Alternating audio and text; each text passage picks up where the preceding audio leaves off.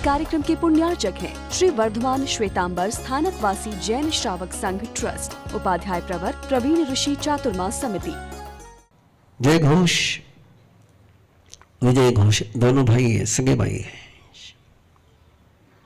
जय घोष एक बार बनारस के स्नान करने के लिए नदी पर पहुंचा। ब्राह्मण है, वहां एक दृश्य देखता है, बड़ा गजब का दृश्य देखता है। एक कुररी मेंढक को निगलने जा रही है, सांप मेंढक को निगल रहा है, और मेंढक सांप के मुंह में रहते हुए भी मच्छर को निगल रहा है। और उतने में ऊपर से एक गरुड़ आया, उसने सांप को उठा लिया। तब भी वो सांप मेंढक को नहीं छोड़ रहा है, मेंढक मच्छर को नहीं छोड़ रहा है। ये दृश्य देखकर के उसको एकदम पूरा जीवन का चित्र सामने आ गया। मौत के मुंह में रहते हुए भी व्यक्ति दूसरे को मारने से अलग नहीं होता है, स्वयं मौत के मुंह में है, फिर भी हिंसा से मुक्त नहीं हो रहा है। और पूरे संसार की तरफ उसने देखा है, यही तो चल रहा है पूरे संसार में। मुझे नहीं लगता है कि आज के समय में इस चुनावी माहौल में और कोई टिप्पणी करने की आवश्यकता है।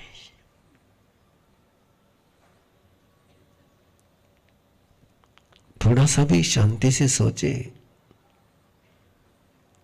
तो खेल सारा समझ में आ जाता है, पर शांति से सोचने की पचकान ली है लोगों ने।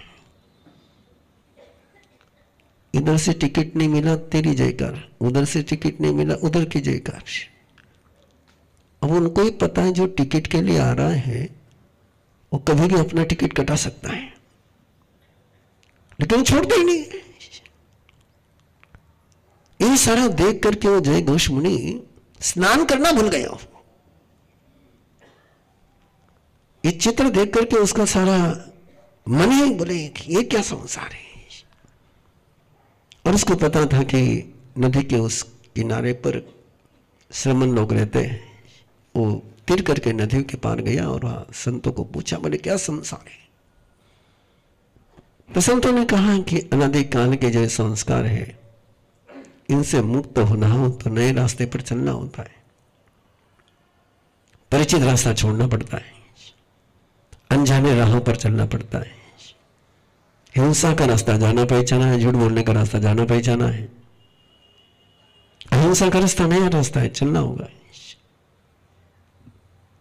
और जय घोष मुनि योगी बन गया, संयमी बन गया, जिन शासन में दीक्षित हो गया। और संयमी बनकर के उसने देखा कि यार सच में यही जीवन है, इसी के माध्यम से हम स्वयं का और दूसरे का उद्धार कर सकते हैं। बाहर के यज्ञ तो बहुत कर लिए थे मैंने, इसमें आहुति डाल, उस पशु को मार, उसका खून इधर कर, वो ये कर वो कर, सारा उद्योग किया था, लेकिन कभी शांति नहीं मिली। जिस शांति की मैं आज अनुभूति कर रहा हूं, जिस समृद्धि की मैं अनुभूति कर रहा हूं, जिस प्रेम का एहसास मैं कर रहा हूं, इसका एहसास मुझे पहले कभी नहीं हुआ। और उसके मन में एक बात उसको लगा, वितरागी तो वहां नहीं था, वितराग के रास्ते पर था। उसको लगा कि मेरा भाई भी इस आनंद में आना चाहिए, इसका आनंद उसने भी लेना चाहिए। जो समाधि मुझे मिल रही है उस समाधि का एहसास उसको भी होना चाहिए। आपके मन में भी यह भावना जन्मनी चाहिए। 2-3 दिन से पहले भी मैं कहता रहा, लेकिन शायद आपको भी जय घोष मुनि जैसा अनुभव नहीं हो रहा, कोई आनंद की अनुभूति नहीं आ रही होगी। आनंद की अनुभूति आती तो आप चाहते कि आपके लोग भी आनंद की अनुभूति ले। जय घोष मुनि को लगा कि नहीं, और शायद हो सकता है कि आनंद की अनुभूति आ भी रही होगी। ऐसा कोई होगा नहीं तुम्हारा प्यारा कि जिसको जाकर के तुम लेकर के आ जाओ, और ऐसा कोई प्यारा नहीं हो तो स्टेज बहुत बड़ा है, आराम से। जय घोष मुनि का वो भाई प्यारा था विजय घोष, उसको लगा जो आनंद मैं ले रहा हूं आनंद उसको भी मिलना चाहिए। और जय घोष विजय घोष के आंगन में पहुंचा मांस खमन का पालने के निमित्त से। उसको कोई पालने से लेना देना नहीं था, आगे जाकर वो बोल देता है। अब वो ब्राह्मण का आंगन, ये श्रमण, और चाहे जितना सच को छिपाओ, सच तो एक ही है कि दोनों ये कल्चर, दोनों ये धर्म बिल्कुल डिफरेंट है। एक का भरोसा पुरुषार्थ पर है और एक का भरोसा केवल प्रार्थना पर है। एक का भरोसा है स्वयं को सत्य के साथ प्रतिष्ठित करने पर, और एक को लगता है कि लोगों से सत्य जितना छिपकर रह जाए उतना अपना धंधा चलेगा। ये सारे यज्ञ आदि करने वाले लोग सत्य को छिपाते हैं। उनको लगता है कि बता सत्य पता चल जाएगा कि नहीं भाई, तेरा कर्म, तेरा पुरुषार्थ, तेरा विवेक, तेरा धर्म, तेरी आत्मा ही समर्थ है, पता चल गया तो फिर हमारे पास कौन आएगा। इसलिए कभी लोगों को बताते नहीं कि तुम समर्थ हो। वो एक ही एहसास कराते हैं, तुम कहे कि समर्थ है, समर्थ दूसरा है। बोले तुम देख लेना ही, जितने भी ये तुम्हारे पास आसपास में जो भी किसी के पास माथा रगड़ करके आया होगा, उनकी पहली फिलॉसफी रहती है, तू कुछ नहीं कर सकता है, वो करेंगे हो जाएगा। वो शनि करेगा तो हो जाएगा, वो मंगल करेगा तो हो जाएगा, वो सिंगापुर का शनि कर देगा तो तेरी बात दूर हो जाएगी, तेरे से भी बात दूर नहीं होगी, ये पक्का बैठा दे। तू समर्थ नहीं है, वो समर्थ है। और जैन दर्शन कहता है नहीं, तू समर्थ है। अब दोनों बिल्कुल विपरीत है। और जय घोष आंगन में पहुंचा है। विजय घोष के यज्ञ चल रहा है और इसको वहां देखा तो बोले कि तेरा है क्या काम है। बोले ये जो है ये तो उनके लिए जो वेद को जानते हैं, जो स्वयं का और दूसरे का उद्धार करने में समर्थ है, उनके लिए ये सारा श्रेष्ठतम आहार बना हुआ है, तेरे लिए नहीं है। तो यहां मत रुक, तेरे लिए नहीं मिलेगा यहां पर कुछ भी। तो ये तो गया था विजय घोष को लाने के लिए, इसको आहार से तो कोई लेना देना था नहीं। नवीद उठो तेसी में मौका नठाई, और रुष्ट भी नहीं हुआ, तुष्ट भी नहीं हुआ। केवल सामने वाले को जगाने के लिए उसने बोलना शुरू किया। बोले तू जानता है कि वेद किसको कहते हैं, यज्ञ क्या होता है, यज्ञ का मुख क्या है, वेद का मुख क्या है, क्या है ज्योतिष बता। और ऐसे सीधे सवाल पूछे, नजर से नजर मिला करके ऐसे सवाल पूछे कि विजय घोष भी हिल गया। बोले तू कह रहा है कि ये भोजन उनके लिए है जो स्वयं का दूसरे का उद्धार करने में समर्थ है। ये जो तेरे यहां खा रहे हैं ये है क्या विशेष समर्थ? बोले ये स्वयं का उद्धार और दूसरे का उद्धार करते हैं क्या? सच बता। बोले तू जानता तो बोल। ऐसी नजर से देखा था ना, ऐसे शब्दों से बोला था कि उसके सामने झूठ बोलने की हिम्मत नहीं विजय घोष की। विजय घोष ने कबूल कर लिया कि मैं नहीं जानता, तू बता क्या है, कौन ब्राह्मण होता है, कौन स्वयं का और दूसरे का उद्धार करने के लिए समर्थ होता है। विजय घोष को इस बात के लिए धन्यवाद देना चाहिए कि उसने अपना अज्ञान स्वीकार किया। अपने अज्ञान को स्वीकार करने वाला ज्ञान को प्राप्त कर सकता है। जो अपना अज्ञान स्वीकार नहीं करता है उसने ज्ञान के रास्ते बंद कर दिए। और अहंकार का सबसे बड़ा कारण ये है, अहंकारी स्वयं को कभी अज्ञानी मानता ही नहीं है। लेकिन विजय घोष ने कहा कि नहीं जानता, तू बता दे क्या है। और फिर जय घोष तो आया उसी के लिए था। उसने बताया कि ब्राह्मण किसको कहते हैं। जो यज्ञ की बात उसने बताई उसको खोलने के लिए समय लगेगा, इसलिए मैं खोल नहीं रहा हूं। कौन सा अग्निहोत्र यज्ञ है, कैसा यज्ञ होता है। वो कोई बाहर की आग जलानी नहीं होती है, वह अंदर का ही तेजस शरीर है। उसमें आहुति स्वयं के कर्म के देनी होती है और उसको जलाने की एक प्रक्रिया है। वो केवल बोलने से नहीं जलती आग। श्रद्धा और संयम का जब परस्पर में संघर्ष होकर के आग जन्मती है, शुक्ल ध्यानाग्नि ना शुक्ल ध्यान की आग जलती है, उसको कहते अग्निहोत्र। और बताइए वेद का मुख क्या है और किसको कहते हैं ब्राह्मण? जो आ जाए तो पकड़ता नहीं, गया तो रोता नहीं, वो ब्राह्मण है। सुख आया तो पकड़ता नहीं और सुख गया तो रोता नहीं, वो ब्राह्मण है। और ब्राह्मण की जो परिभाषा देते चले गए और विजय घोष देखता चला गया, मैं तो कहीं नहीं बैठता हूं बोले इसमें, ना जिनको मैं भोजन करा रहा हूं वो कहीं इसमें देखते हैं बोले, जो हिंसा नहीं करता, जो झूठ नहीं बोलता, जो चोरी नहीं करता, जो ब्रह्मचर्य का पालन करता है, जिसके पास कोई परिग्रह है, वो ब्राह्मण है बोले। अब यहां तो खुलेआम हिंसा चल रही है, झूठ का तो कोई लिमिटेशन नहीं है, तो इनको ब्राह्मण कैसे कहेंगे बोले?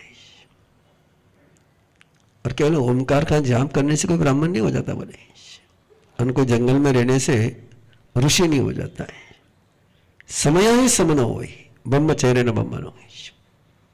यदि समता है, साम्य योग है तो श्रमण है, और ब्रह्मचर्य का तेज उसके पास है तो ब्राह्मण है, और सत्य ज्ञान जिसके पास है तो मुनि है बोले। और तपस्या से तपस्वी होता है। अपने ही जीवन शैली से कोई ब्राह्मण बनता है, अपने ही जीवन शैली से कोई क्षत्रिय बनता है, अपने जीवन शैली से कोई व्यापारी बनता है, जीवन शैली से कोई शूद्र बनता है। जन्म से कोई ब्राह्मण क्षत्रिय शूद्र नहीं होता है।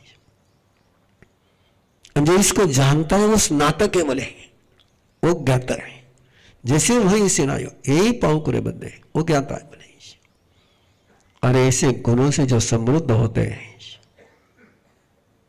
वही स्वयं का दूसरे का उद्धार करने में समर्थ होते हैं। नहीं तो डुबानम डूबयानम, वो डूबते भी हैं डुबाते भी हैं। जो तिर सकता है वो तिरा सकता है, जो तिर नहीं सकता वो तिरा नहीं सकता है। विजय घोष सुनता गया, महसूस करता गया, और महसूस करते करते उसके संशय समाप्त हो गए। और जैसे संशय समाप्त हो गए, जैसे केशी श्रमण, वैसे विजय घोष संशय समाप्त हुए तो श्रद्धा का जन्म होता ही होता है।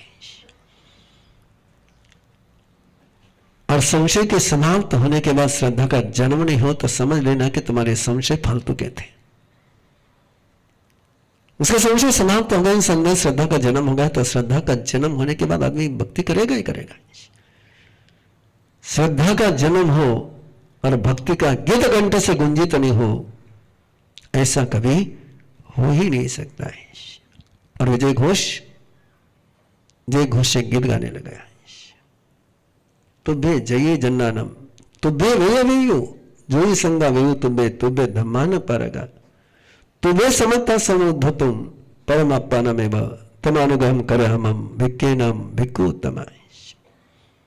तुम ही यज्ञ को जानते हो, तुम ही वेद को जानते हो, तुम ही सारे ज्योतिष को जानते हो, तुम्हारे पास ये सत्य ज्ञान है, तुम ही समर्थ हो स्वयं का दूसरे का उद्धार करने के लिए। हमारे पर अनुग्रह करो और भिक्षा ग्रहण करो। लेकिन जय घोष कोई गोत्री के लिए तो आया नहीं था, उसका लक्ष्य ही नहीं था गोत्री। और उसने कह दिया न कज्जम मज भिक्खेनम क्षिप्तम निखमसु दिया, मुझे कोई तेरे आहार से लेना देना नहीं, भिक्षा से कोई लेना देना नहीं बोले। तो ये सोचना होगा कि मैं तेरे गोत्री में आंगन में भिक्षा मांगने के लिए आया हूं, तो निकल बाहर, संसार से बाहर निकल। मां भूमि से भयावट्टे घोरे संसार सागरे। ध्यानहीनान पश्यन्ति निज देहे व्यवस्थितम् अनंत सुख संपन्नम ज्ञानामृत पयोधरम् अनंत वीर्य संपन्नम दर्शन। स्वयं की यात्रा स्वयं के साथ करने के लिए जुड़े हमारे साथ।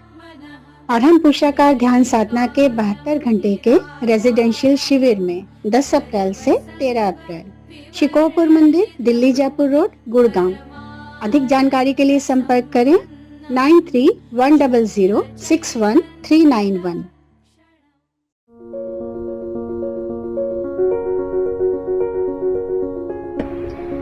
मेरी जो एक टीचर की जर्नी रही है वो बहुत अनोखी रही है। सबसे पहले मैं टीचर बनी, फिर मैं मदर बनी। जहाँ पे डॉक्टर्स ने मुझे बता दिया था कि आईवीएफ ट्रीटमेंट करना पड़ेगा, वहां पर मेरा नेचुरल कंसेप्शन हुआ है देवगुरु कृपा से।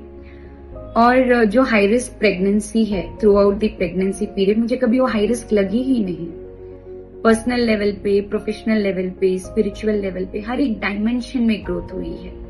मेरे जो पीरियड्स इरेगुलर थे वो भी रेगुलर होना शुरू हो चुके हैं। प्रॉब्लम्स सुलझ गए। एक रिश्ते में जहां पर इतनी कड़वाहट थी, उस रिश्ते में अभी मिठास और आशीर्वाद घुल गया है। सही मायने में आशीर्वाद का अर्थ ट्रेनर बन के ही सीखा है।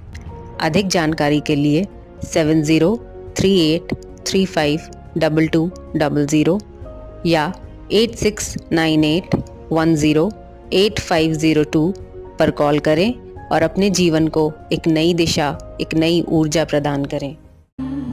निर्विकारं निरामयं ध्यानहीनान् पश्यन्ति निजदेहे व्यवस्थितम् अनन्त सुखसम्पन्नं ज्ञानामृत पयोधरम्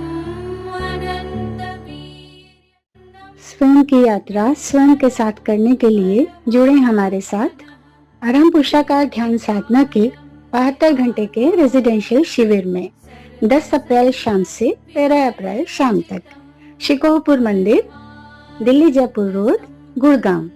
अधिक जानकारी के लिए संपर्क करें 9310061391।